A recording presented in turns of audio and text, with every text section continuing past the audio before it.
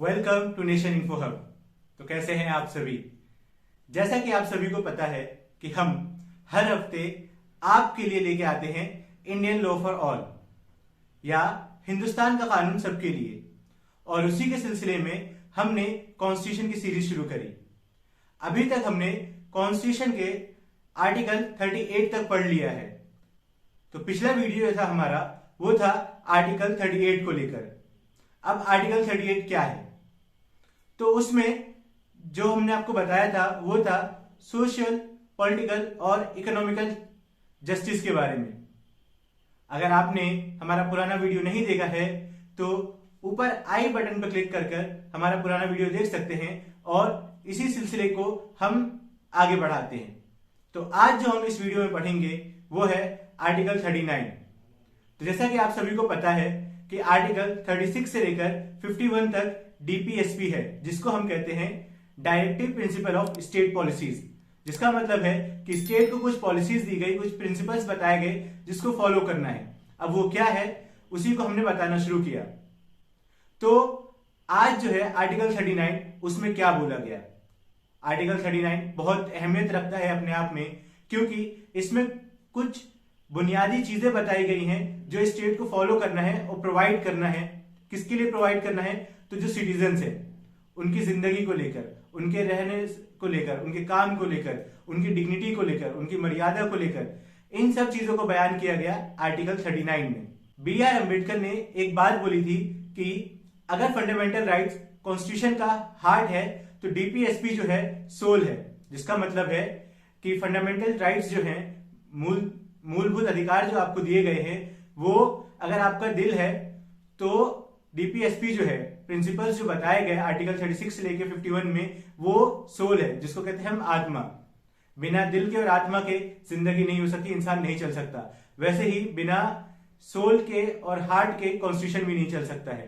तो आर्टिकल 39 का जो पार्ट है वो हमने आपको बताया कि कैसे शुरू होता है। तो चलिए, आर्टिकल 39 में 6 पार्ट्स हैं। हम आर्टिकल 39 के क्लॉज 1 टू लेकर 6 तक इस वीडियो में कंप्लीट करेंगे। तो चलिए, सबसे पहले हम देखते हैं आर्टिकल 39 क्लॉज 1। आर्टिकल 39 क्लॉज 1 जो है वो कहता है कि इंडिया के जितने भी सिटीजन्स हैं उनके लिए एक चीज जो है लाइवलीहुड, वो बराबर का होना चाहिए। वो किसी जेंडर के इस पे डिस्क्रिमिनेट नहीं होना चाहिए। मतलब कि मर्द और औरत जो है, मेल और फीमेल, उनको बराबरी का लाइवलीहुड मिलना चाहिए। आर्टिकल 39 क्लॉज 2 जो है वो कहता है कि जितना भी ओनरशिप कर रहे हैं लोग, जो भी ओनरशिप कर रहे हैं, उसमें जो कॉन्स्टिट्यूशन का मेन बात है कि बराबरी का अधिकार होना चाहिए, वो वैसा होना चाहिए। मतलब कि ओनरशिप जो है, मालिकाना हक जो है, वो सबका इस हिसाब से बनाया जाए कि सबको जा सके।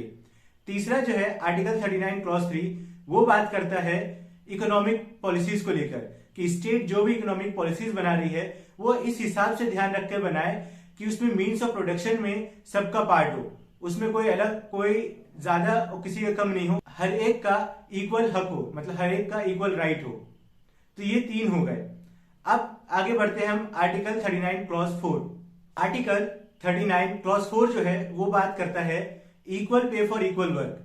क्या मतलब हुआ, मतलब ये हुआ कि कोई भी मर्द हो या औरत हो, मेल या फीमेल, अगर एक ही पोजीशन पे काम कर रहे हैं तो उनको एक जैसा ही पे होना चाहिए, एक जैसा ही रकम, एक जैसी सैलरी देनी चाहिए। ये नहीं हो कि एक पोजीशन पे मर्द काम कर रहा है तो उसको ज्यादा पैसा दे और उसी पोजीशन पर अगर औरत काम कर रही हो तो उसको पैसा कम दे। जी नहीं, आर्टिकल 39 क्लॉज 4 जो है वो साफ साफ कहता है कि बराबर पे होना चाहिए, बराबर सैलरी होना चाहिए।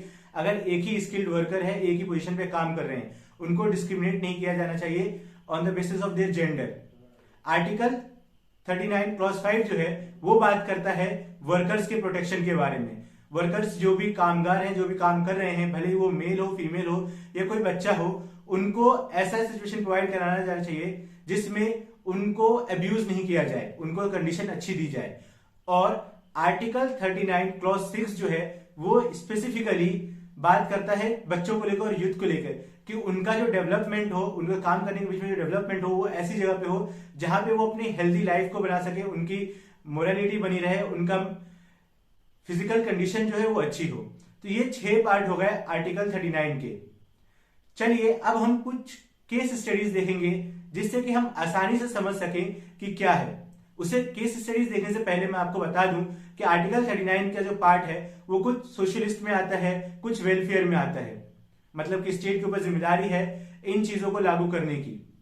तो चलिए अब हम देखते हैं सबसे पहला केस आर्टिकल 39 को लेकर। तो आर्टिकल 39 के लिए जो हम सबसे पहला केस देखेंगे वो है केशवानंद भारती केस। उससे पहले हम इस बात को जान लेते हैं कि आर्टिकल 39 जो है उसका बी और सी क्लॉज जो है वो बात करता है वेलफेयर स्टेट की और इगैलिटेरियन सोसाइटी की, जिसका मतलब है एक ऐसी सरकार जो सबके भले के लिए सोचे, कल्याणकारी सरकार हो, राज्य हो, और दूसरी बात एक ऐसी समाज जहां पे सब बराबर हो।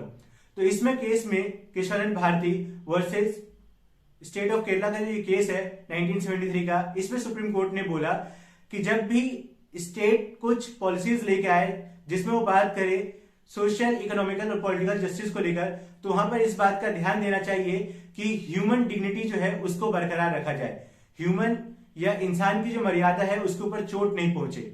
अब ह्यूमन डिग्निटी की बात हमने कहां करी थी, तो आप सभी को याद आना चाहिए कि कैसे हमने आर्टिकल 21 में right to live with human dignity की बात करी। अगर आपने हमारा वो वीडियो नहीं देखा है तो हमारे चैनल के playlist Indian law for all पर जाकर आप आर्टिकल 21 के इस कंसेप्ट को समझ सकते हैं। तो हमने ये केस देख लिया Kesavananda Bharati versus state of Kerala का, जिसमें सुप्रीम कोर्ट ने साफ बोला कि इकोनॉमिकल, पॉलिटिकल और सोशल जस्टिस के बारे में बात की गई। अब हम बढ़ते हैं आगे दूसरा मेजर केस की तरफ जो आर्टिकल 39 बी और सी को लेकर है। ये है state of Bihar versus Kameshwar Singh. अब इस केस में क्या होता है, तो इस केस में सुप्रीम कोर्ट ने बोला कि अगर राज्य जो है कुछ ऐसा बिल लेके आ रही है जिससे अगर कुछ ही लोगों के पास संपत्ति है, धन है या बहुत सारा पैसा है या जमीन है और उनसे लेकर समाज में बांट दिया जा रहा है, तो ये आर्टिकल 39 क्लॉज बी और क्लॉज सी जो है उसको बढ़ावा देता है। तो सुप्रीम कोर्ट ने साफ कहा कि ऐसी लेजिस्लेशन पास की जा सकती है जिससे लोगों के पास से जमीन और जायदाद लेकर बांटा जाए ताकि एक ऐसा समाज बन सके जो बराबर हो। तो ये हो गया आर्टिकल 39 का क्लॉज बी और सी से लेकर दो जरूरी केस। अब हम आगे बढ़ते हैं। तो जैसा कि हमने वीडियो की शुरुआत में ही आपको बताया कि आर्टिकल 39 क्लॉज डी जो है वो बात करता है equal pay for equal work, और इससे रिलेटेड जो जरूरी केस है वो है Randhir Singh versus union of India 1982, Jeet Singh versus MCD 1986 और Delhi veterinary association versus union of India 1984। इन सब केसेस में हाई कोर्ट ने इस बात पे रिलाई किया कि आर्टिकल 39 डी में साफ बोला गया है equal pay for equal work. अगर एक ही जैसा काम किया जा रहा है, भले वो मर्द हो या औरत हो, तो उनको एक जैसे ही पैसे मिलने चाहिए। एक ऐसा ही सिमिलर केस है हरियाणा से रिलेटेड और वो केस है Jaipal Singh versus state of Haryana. इसमें साफ बोला गया कि भले ही वर्कर रेगुलर हो, कैजुअल हो, परमानेंट हो, टेम्पररी हो, अगर वो जब तक एक जैसा ही काम कर रहे हैं तब तक उनको एक जैसा ही पैसा मिलना चाहिए। तो चलिए अब हम आगे बढ़ते हैं और आर्टिकल 39 के दूसरे क्लॉजेस पे केसेस को देखते हैं। एक और जरूरी केस जो है वो है Harbans Lal versus state of Himachal Pradesh. इसमें सुप्रीम कोर्ट ने बोला कि आर्टिकल 39 डी जो है उसको सपोर्ट किया गया है आर्टिकल 14 और 16 के जरिए से। अगर आपने आर्टिकल 14 और 16 का वीडियो नहीं देखा है तो वो भी हमारे playlist Indian law for all पे जाकर देख सकते हैं आप। चलिए अब हम आगे बढ़ते हैं और आर्टिकल 39 के कुछ क्लासिफिकेशंस को समझने की कोशिश करते हैं। तो जब हम आर्टिकल 39 के बारे में बात कर रहे हैं तो चलिए कुछ ऐसे लॉज के बारे में देखते हैं जो पार्लियामेंट ने इनेक्ट किया। इसमें सबसे पहला लॉ जो है वो आता है मिनिमम वेज एक्ट 1948। उसके बाद आता है द कोड ऑन वेजेस 2020 में आया। फिर आता है the contract labour prohibition and regulation act 1970। इसके साथ एक और है the child labour prohibition and protection act जो कि चाइल्ड लेबर्स के बारे में बात करता है। उसके साथ आ जाता है फिर बॉन्डेज एक्ट आता है, बॉन्डेड लेबर एक्ट है, मैटरनिटी लीव एक्ट है। ऐसे ही बहुत सारे एक्ट जो है पार्लियामेंट ने बनाए ताकि लोगों को राहत मिल सके, लोगों को एक ऐसा अधिकार मिल सके जिनसे वो अपने लेबर के, अपने वेज के, अपनी मेहनताना मांग सके और ऐसा मेहनताना जो उनका हक बनता है। जहां पे अगर वो बराबर काम कर रहे हैं तो उनको बराबर पैसा दिया जाना चाहिए। अगर वो एक जैसे स्किल्ड लेबर हैं तो उनको वैसा पैसा दिया जाना चाहिए। अगर वो कॉन्ट्रेक्चुअल है तो उस हिसाब से पैसा दिया जाना चाहिए, या फिर वो टेम्पररी है, परमानेंट है, तो उस हिसाब से पैसा उनको दिया जाना चाहिए। ऐसा नहीं हो कि कोई डिस्पैरिटी हो, कुछ बदलाव हो कि औरत को अलग दिया जाए, मेल को अलग दिया जाए, या बच्चों को अलग दिया जाए जो काम कर रहे हैं, और बच्चे वो जो 14 साल से बड़े हों। ऐसा नहीं कि 14 साल से छोटे बच्चों को किया जाए।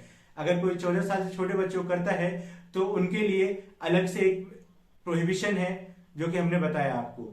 तो हमने शुरुआत में बात किया था कि स्टेट को वेलफेयर होना चाहिए। अब स्टेट वेलफेयर कैसे बनता है, तो वो कुछ योजना लेके आते हैं, जैसे कि स्वास्थ्य बीमा योजना, जिसमें आम आदमी के हेल्थ के बारे में बात किया गया। दीनदयाल स्किल योजना, जिसमें कि स्किल्ड लेबर के बारे में बात किया गया कि कैसे रूरल एंड अर्बन एरियाज में स्किल्ड लेबर की ट्रेनिंग दी जाएगी, ताकि वो इंसान जो है, सिटीजन जो है, वो स्किल्ड बन सके। वैसे ही है अंत्योदय योजना, जिसमें कि उनके खान पीने के बारे में बात किया गया। इसके बाद था कि माइग्रेंट वर्कर्स जो थे उनके लिए भी योजना लाया गया। तो ऐसे ही बहुत सारी योजना स्टेट लेके आती है, राज्य लेके आती है, ताकि इंसान तरक्की कर सके और जो राज्य है वो वेलफेयर कल्याणकारी राज्य बन सके। तो आर्टिकल 19 से हम लोग को एक बात ये समझ में आई कि ये सिर्फ मेल फीमेल या बच्चों के बारे में नहीं बात करता है, ये बात करता है सोशल पॉलिटिकल और इकोनॉमिकल जस्टिस के बारे में भी बात करता है।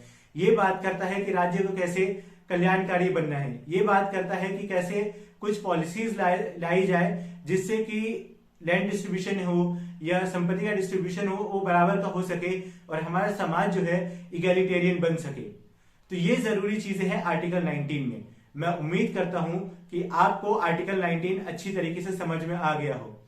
अगर आपको हमारा ये वीडियो इंफॉर्मेटिव लगा तो please like, subscribe and share. आप जितना ज्यादा लाइक करेंगे, जितना ज्यादा शेयर करेंगे, उतनी ज्यादा हमारी रीच बढ़ेगी और उतने ज्यादा लोगों तक हम पहुंच सकेंगे। और साथ ही साथ में आपके पास हमारे लिए कोई सजेशन है जिससे हम अपने आप को और बेहतर कर सके या हम आपको और अच्छे तरीके से समझा सकें, तो प्लीज नीचे कमेंट सेक्शन में लिखकर बताएं। Thank you for watching nation Info hub.